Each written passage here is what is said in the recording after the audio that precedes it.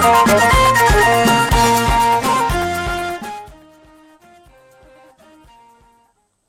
everyone and a very warm welcome to AMECO Haber. This is our daily updates live from the studio and I am Gaila Damu. To stay with us. Prime Minister Abiy Ahmed said the peace agreement signed between the Ethiopian Peace Talks delegation and TPLF in South Africa solidifies the historic victory gained on the ground by gallant Ethiopians. More Domuli reports. The Ethiopian Peace Talks delegation and the Tigray People's Liberation Front TPLF signed an agreement for lasting peace and permanent cessation of hostilities. Speaking to the public gathered at Arba Minch Stadium, the Prime Minister revealed that Ethiopia's proposals were fully accepted at the peace talks in South Africa. Elaborating on the peace agreement, Abiy said the two sides have fundamentally agreed that the sovereignty and territorial integrity of Ethiopia is non-negotiable. The Premier stressed the struggles of those heroes who sacrificed their lives and were wounded for the unity of Ethiopia deserve special thanks as their dreams have come true.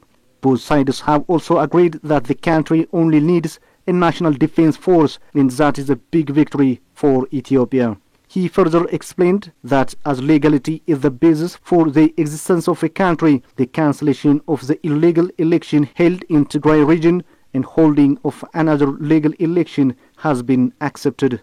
Agreement has also been reached by both sides that the claim of disputable areas be answered only through peace, dialogue and the law of the land. The Prime Minister noted that bravery is not only about winning war but also about kindness and forgiveness after victory. The victory gained is a great opportunity, Abiy said, adding that Ethiopia's enemies are ashamed. He pointed out effort will be enhanced to let the people of Tigray develop together with fellow Ethiopian brothers and sisters.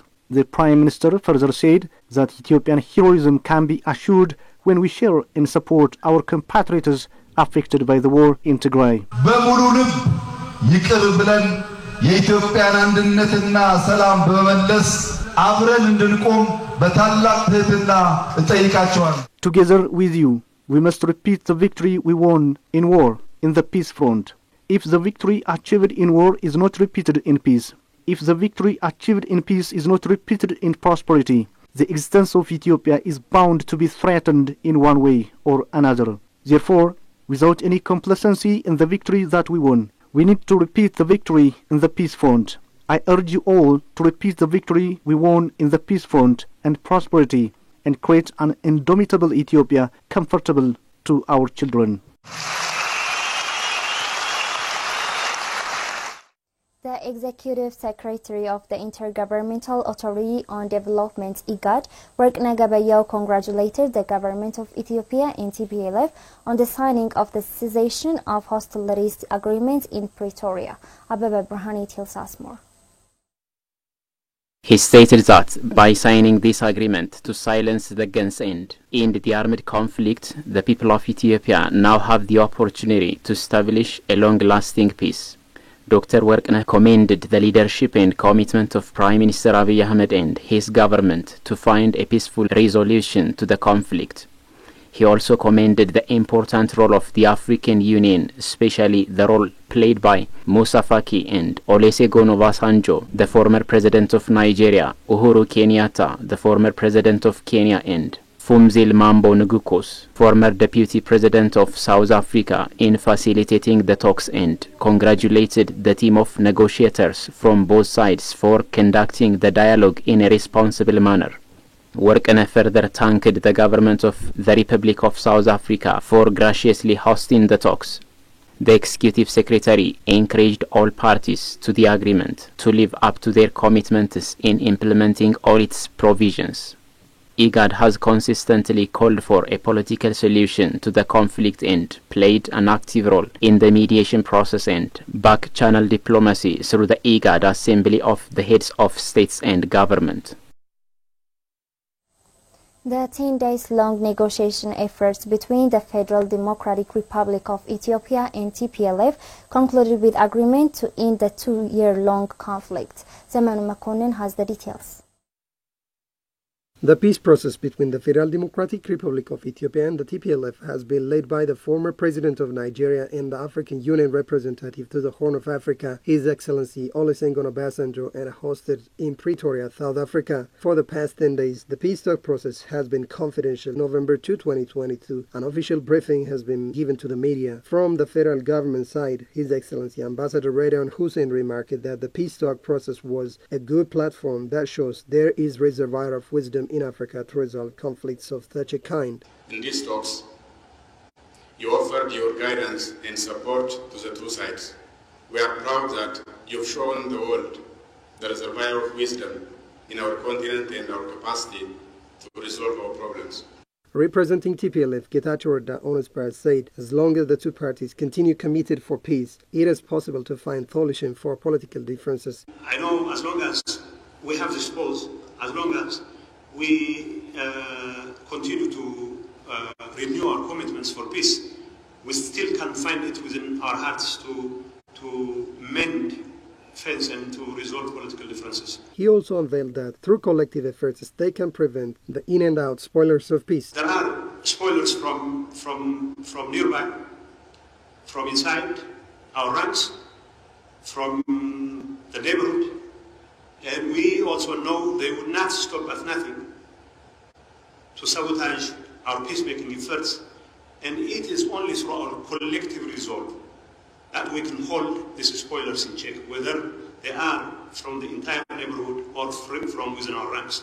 The UN Special Envoy to the Horn of Africa, Hannah Tete Onapart, appreciated the efforts and congratulated both parties. She said the international community should come together and support Ethiopia in the effort to repair and replace infrastructures. This is the time for the international community to come together and support Ethiopia in its efforts to repair and replace damaged infrastructure and rebuild and restore what has been lost.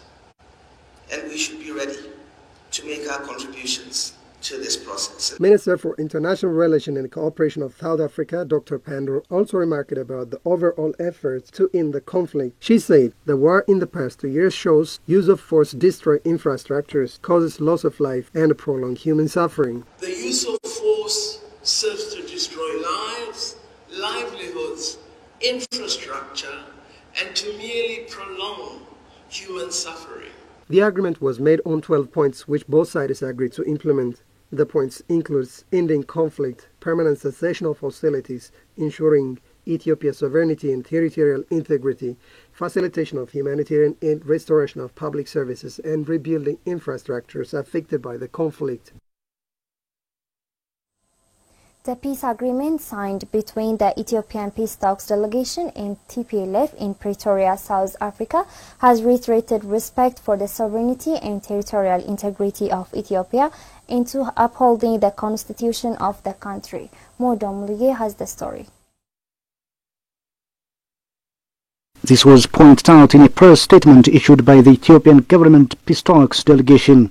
The delegation welcomed the signing of a peace agreement at the conclusion of the African Union peace talks. The following is the full text of the press statement. As to the press statement, the government of Ethiopia welcomes the signing of a peace agreement at the conclusion of the African Union peace talks in Pretoria, the Republic of South Africa. This agreement brings an end to the 2 years of conflict in northern Ethiopia. It must be noted that the agreement has reiterated respect for the sovereignty and territorial integrity of Ethiopia and to upholding the constitution of the country.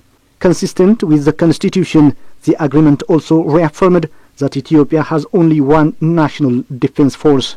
To implement this and other cardinal principles agreed in the agreement includes provisions on the disarmament, demobilization and reintegration of the TPLF combatants. This agreement also allows the country to move forward to end the conflict. The next step would be the implementation of the agreement. The press statement says that the government is looking forward to immediately embarking on the rehabilitation and reconstruction of communities affected by this conflict.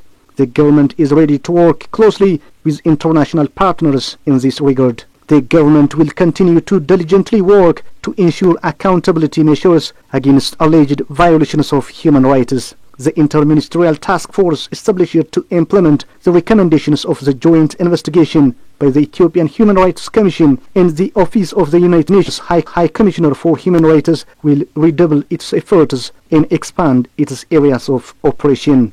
The press statement says the government extends its deep appreciation and thanks to the people and government of the Republic of South Africa for hosting the peace talks with a view to assisting Ethiopia to find a peaceful resolution to the conflict. The Ethiopian government is grateful to the African Union Commission and the African Union High Representative for the Horn of Africa, His Excellency former President Olusegun Obasanjo, supported by His Excellency former President Uhuru Kenyatta and Her Excellency Dr. Fumuzil Mlalembo, former Deputy President of the Republic of South Africa. The government expresses deep appreciation to the Chairman of the African Union Commission, His Excellency Mr. Musa Faki Mohamed, and Commissioner Bankole Adoye for this initiative in supporting the process. The government also appreciates the support of the government of the US for the success of this process.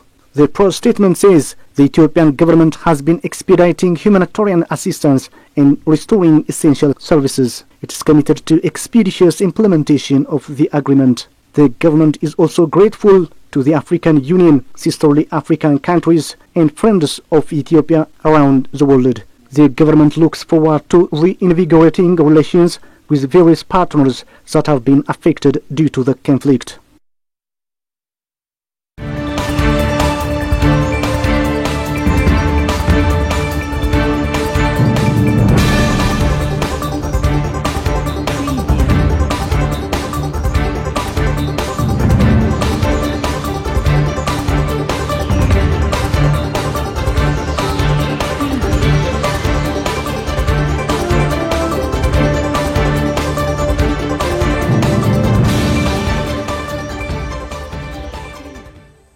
You're watching AMECO English service, and now let's proceed to News Beyond Borders.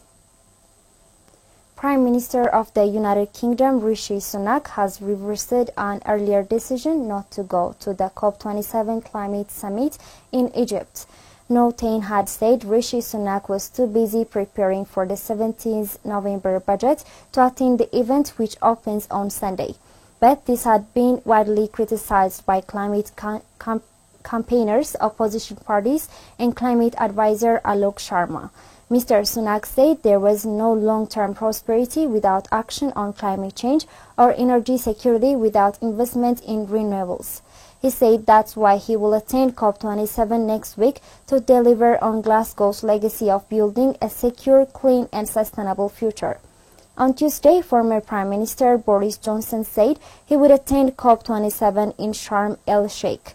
The UK hosted last year's COP in Glasgow and was chaired by Mr. Sharma. Green MP Caroline Lucas welcomed what she called a screeching U-turn after an embarrassing misstep on the world stage, as BBC reported.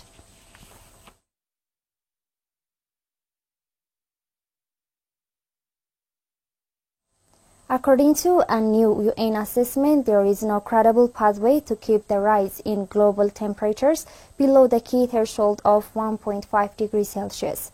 Scientists believe that going beyond 1.5 degrees Celsius would see dangerous impacts for people all over the world. The report says that since COP26 last year, governments' carbon-cutting plans have been woefully inadequate. The study says only an urgent transformation of society will avoid disaster. There's just over a week until the next major climate conference, known as COP27, starts in Egypt. Mindful of the fact that the world's attention has seen elsewhere since climate diplomats met in Glasgow last year, this week has seen a flurry of reports underlining the fact that climate change hasn't gone away. Answering questions from BBC viewers and listeners this week, the UN Secretary-General Antonio Guterres said the world needed to refocus on climate change or face catastrophe, as BBC reported.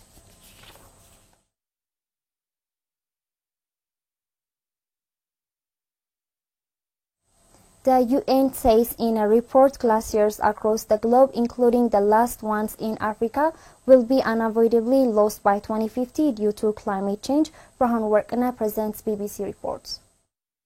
According to a UN report which says that as a result of global warming, about 30% of glacier World Heritage sites will disappear. A UNESCO report found glaciers in a third of UN World Heritage sites will melt within 3 decades. Mount Kilimanjaro's last glaciers will vanish, as will glaciers in the Alpes and Yosemite National Park in the US. The authors say they will melt regardless of the world's actions to combat climate change. The report, which makes projections based on satellite data, comes as world leaders prepare to meet in Egypt for the next week's COP27 climate change conference. About 18,600 glaciers have been identified across 50 UN World Heritage sites. They represent almost 10% of the Earth's glaciarized area and include renowned tourist spots and places scarred to local populations. The report said the retreat and disappearance of glaciers was among the most dramatic evidence that Earth's climate is warming. UNESCO project officer Teles Carvalho Resende, one of the authors, they hope they might be wrong, but this is the hard science. Glaciers are one of the valuable indicators of climate change because they are visible. This is something they can really see happening. By 2050, around 1/3 of glaciers in World Heritage sites could disappear. These are mainly sites with a small glaciarized area, but these include, for instance, the last remaining glaciers in Africa, Mount Kilimanjaro, the Ruwenzori mountains, but also some other iconic glaciers, such as the Dolomites here in Italy, as well as Yosemite Park and Yellowstone in the United States. The authors say the remaining glaciers in the other 2/3 of UN World Heritage sites could be saved, but only if the world limits global warming to 1.5 C. Another UN report last week found that the world currently had no credible pathway to achieve that. The projections build upon a previous report which uses two models to compute how World Heritage sites glaciers would change over time. Beta Sato, a glaciologist from the University of Buffalo, who was not involved in the research, said, "What is quite unprecedented in the historical record is how quickly this is happening." She said, in the middle of the 1900s, glaciers were quite stable, then there is this incredibly fast retreat. I would say that the main action that needs to be taken to counteract glacier retreat is really to drastically reduce emissions, carbon emissions. This is AMECO English service, and now let's take a look at the foreign exchange rates.